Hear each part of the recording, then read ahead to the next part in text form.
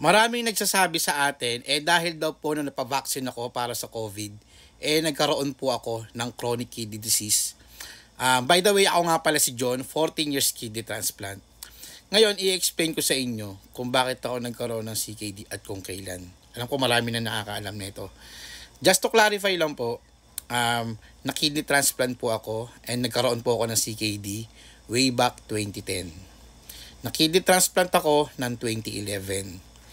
Ngayon, nagkaroon po ng COVID ng 2021 kung hindi po ako nagkakamali. Paki-correct na lang po ako. Tapos, vaccinated po ako para sa COVID ng 3 beses. Yung isa, yung first shot, second shot, and yung sumunod nun, yung booster na po. Then, second booster, 4 po pala. Bago po ako nagpa-inject ng vaccine, nagtanong muna ako sa Nipro ko kung ano yung vaccine brand na para sa akin, kung ano yung gamot na para sa akin. And ang binigay po sa akin, nakalimutan ko na yung brand. Basta na yun. Merong specific na brand na binigay sa akin, which is pwede po sa akin kidney transplant. Ngayon, 2021, 2010 ako, nagkaroon ng CKD, dudamat na lang po. Sa mga doktor dyan, sa mga nasa medical field, paki-correct po kung dahil po ba doon, which is sa kwento ko po, hindi totoo. Dahil 2010 ako, 2011 ako na kidney transplant.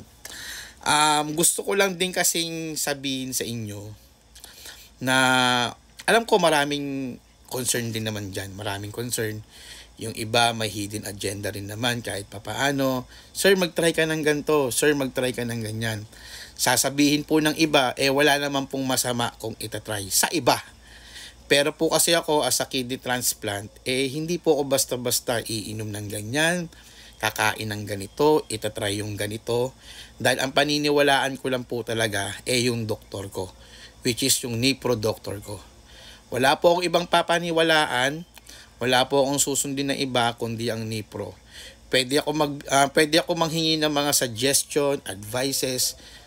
Walang problema yon kasi talagang mas okay yon. Mas maganda pa rin po yung naka-experience na rin ng mga kidney transplant na mas mataas sa akin. Minsan nagtatanong-tanong din po ako sa kanila kung anong gagawin ko. Okay na okay yon. Tulad ng ginagawa ko, nag-share ako sa inyo. Sinasabi ko lahat ng mga ginagawa ko, lahat ng iniinom ko, lahat ng activities ko, lahat ng kinakain ko. Sinishare ko sa inyo.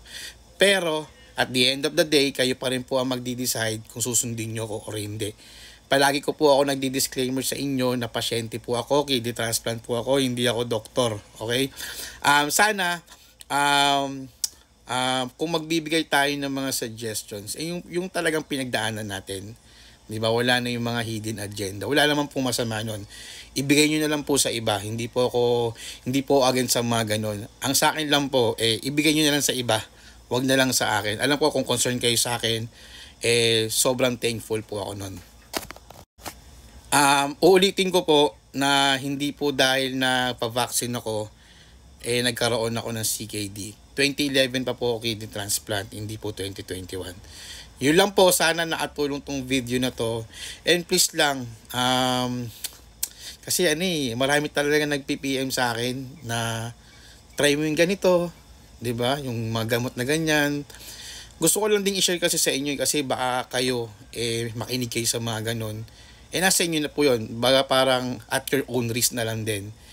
'Di ba? Kasi baka mapahama kayo. Kaya 'di ba, kung napapansin nyo, never ako nagpo-promote ng kahit anong iniinom sa katawan ko. 'Di ba? Na hindi nire-reseta sa akin ng doktor. Even nga na nire-reseta sa akin, hindi ko nire-recommend sa inyo. Sinasabi ko lang din na depende pa rin po sa pasyente, depende pa rin po sa kidney transplant kung ano man ang status nyo, KT kayo or dialysis kayo or CKD kayo, 'di ba? Never akong nag-promote or iniinom or kahit ano na iniinom sa katawan, pinapasok sa katawan sa inyo. Yun lang po, sana nakatulong tong video na to.